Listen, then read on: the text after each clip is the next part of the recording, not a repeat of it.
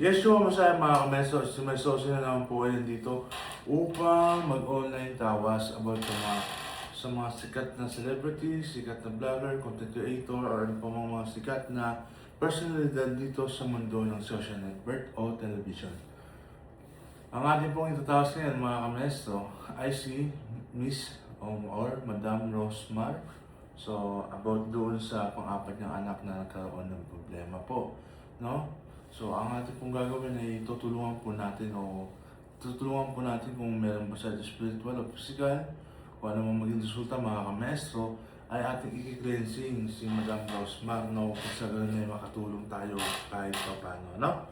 At ito po, sisindihan ko na po ang kandila. At, siyempre, ano pangalan natin, di ba? Online tawas na. So, tayo po si nakilala sa tawasan. At request kasi, lagi may nagre-request, pag may nagba-viral, so pwede pang i-picture mo to sa tawas at gusto namin makita yung resulta. Kaya ito, gagawin ko na po mga kamestro. Okay, bubulong ko yung real name niya, no?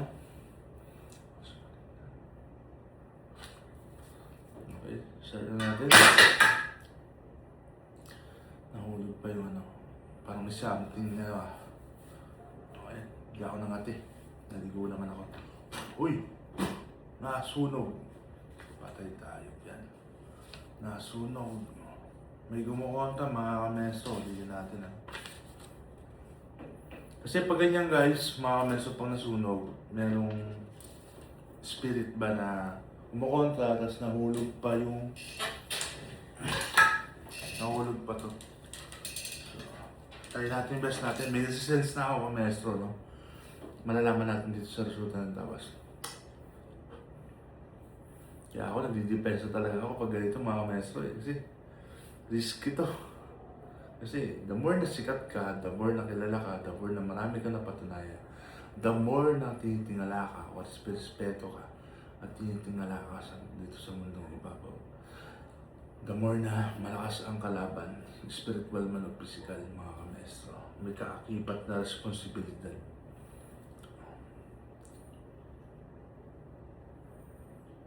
Gagamatin natin siya mga kameso, no? Kung may dating spiritual, kung physical man, i-cleanse natin, no? I-cleanse natin ang kanyang mind, heart, body, soul, spirit, no? I-cleansing natin siya.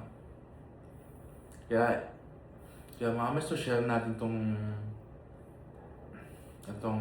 video na ito para maging aware yung mga tao tungkol sa tawas na nag-exist at totoo ito. Okay. Kita ko na mga kameso.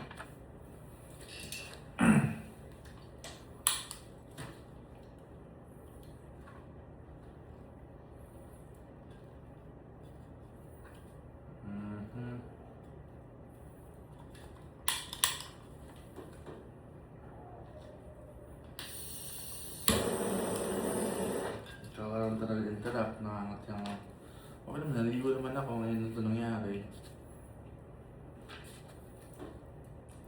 Check ko ha. Nako! Okay, sabi na eh. Iguguhit ko mga kamesto yan, kita nyo ha. Okay. Parang ano siya, no? Babae na nakakapa. Tapos nakapalda. No? Iguguhit ko mga kamesto, ano? Para makita nyo. Yung pattern, no? Susundan lang natin yung pinaka-pattern niya.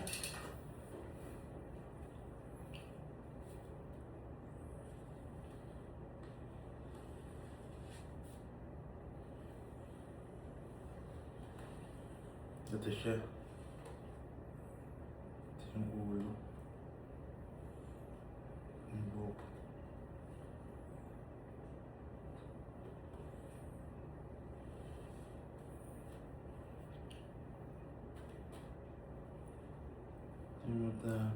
Ito mga meso, no? Parang ano po ito mga kamestro.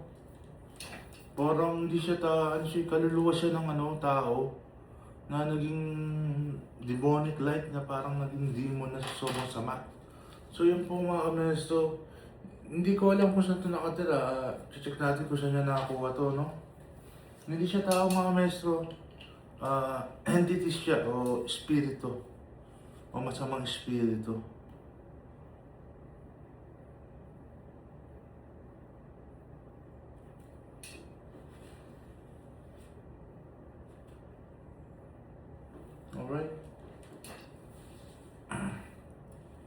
Nakakuha niya to, sumunod to sa kanya maestro.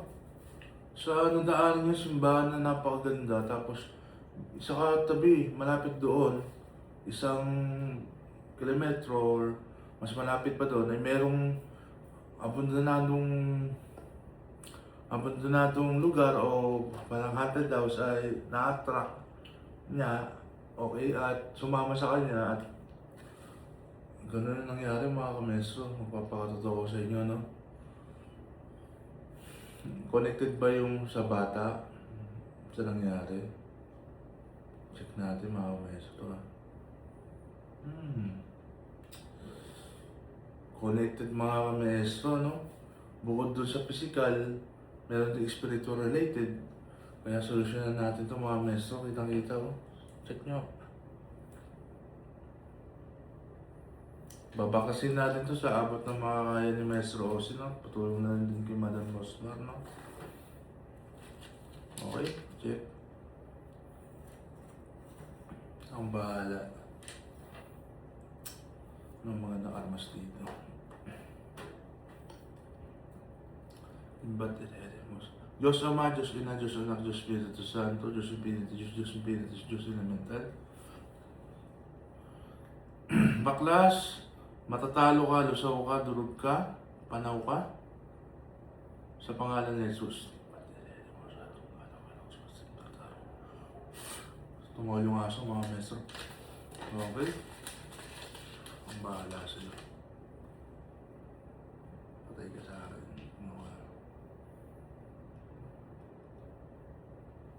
Okay. Bullseye.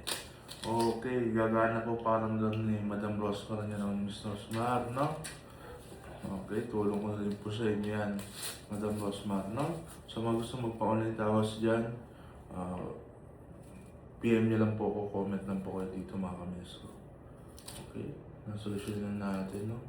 Natasalan natin, magaling si Madam Rosmar, na-influensyahan yung isip niya dahil dito sa masamang espiritu na ito na kaluwang babae na naging masamang espiritu na sa katagalan. Alright, ang gagawin natin mga maestro, ngayon ay magpapausok tayo ng isenso, no? I-testing totally ka lang natin si Madam Rosmar para mas okay ang buhay ko. Tulong ko na rin po sa kanya ito. Hindi po kami nag-usap ni Madam Rosmar, basta ilalungan ko pa siya dito. Nakita ko yung sa abot ng mga kaya ko kasi po binabas siya, ang dami niya mga problema, buntis na siya, ginaganon pa siya, nagkaroon ng problema, ginaganon pa siya, dahil pa rin mga basya. Nakakalungkot yung bagay na gano'n. Buntis na nga yung tao, may nangyari lang ang problema, ganun pa pinagdadaanan, ganun pa ginagawa ng mga tao, di ba? Parang ako, hugot din no? So yung mga mes na nagpausok tayo ng senso, no? So ito, pinausok natin sa glit.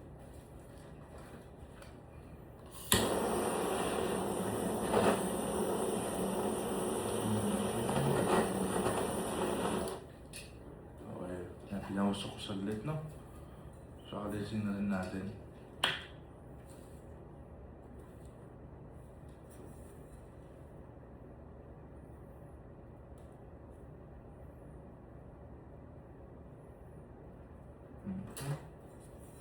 Okay.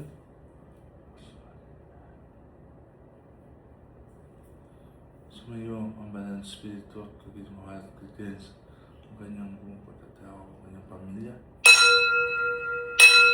Sa ito madami ang susuko ay baklasin sa pangalan ng Jesus. Protektahan mo ang kanyang pamilya, kanyang mahal sa buhay ng mga kaibigan.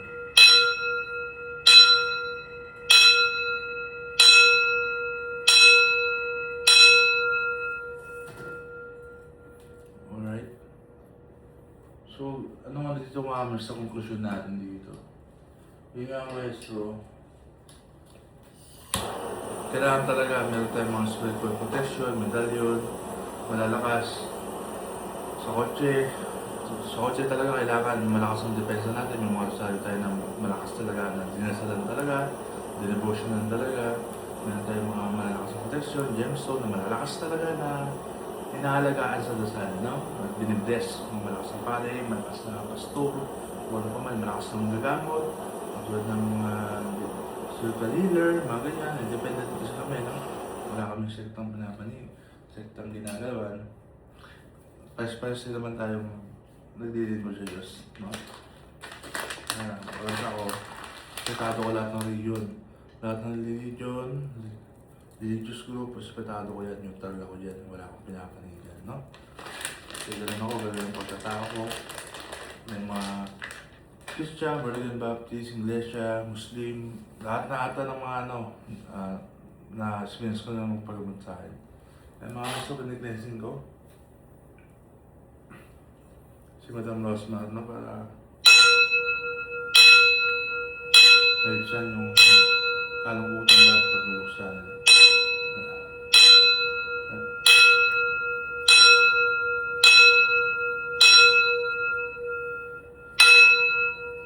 Maraming salamat mga mesto. Maraming salamat Panginoon Jesus. Ang ginabayan mo ako sa mission ko na ito. Okay? Kung gusto niyo ng ganitong mga content, feel free to like niyo ako, follow niyo ako mga mesto. Sa aking Facebook account, sa aking YT, sa YouTube, sa TikTok. I-follow niyo po ako at i-subscribe. Okay? Malaking bagay na po sa akin. Malaking suporta na po para sa akin yan. At papatuloy ko yung mga itong gawain. So para tayong good Samaritan, no? Tayo mga nagkukusa na tumulong. Okay? Hindi katulad ng mga ibang content na napaka-toxic, no? Tayo tumutulong tayo. Kapag kong mga gamot, kapag kong mga marurunong, kaya ito sana ang gawin natin, no? Tumulong tayo kapag nangangailangan, no? Salamat po! Walang hinging kapalit, voluntary, kung ano man yan, wala tayong pinipili dapat, no? Kasi ako mga maestro, sa pag may nakikiusap sa akin na kapuspalit talaga, pinagbibigyan ko talaga yung mga kamestro. Alam niya ng mga kamestro natin. Ang dami kong natulungan din, hindi ko lang sinasabi, no? Ngayon, nasabi ko na. Okay, pasensya na po. Ang dahil pancheche-boreche, ingat po tayo lagi sa mga gusto magpatawas dyan. Direct PM lang po, comment lang po, no? Kung gusto nyo ganito content, pwede ka mag-request mga kamestro. Salamat po, paalam. I love you all guys.